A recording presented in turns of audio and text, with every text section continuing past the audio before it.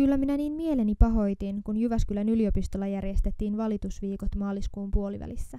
Pitäisihän noiden ylioppilaskunnankin ihmisten tajuta, että tässä maassa on asiat niin huonosti, ettei siinä valittaminenkaan enää auta. Minua ärsyttää niin tajuttoman paljon sosiaalinen media ja selfieitä ottavat ihmiset. Tarvitseeko niitä olla räpsimässä jokaisessa kadunkulmassa? Älypuhelimet tekevät ihmisistä imbesillejä. Eihän me enää kohta osata kommunikoidakaan kasvotusten, pelkästään somessa. Ja kouluhommat, yäk.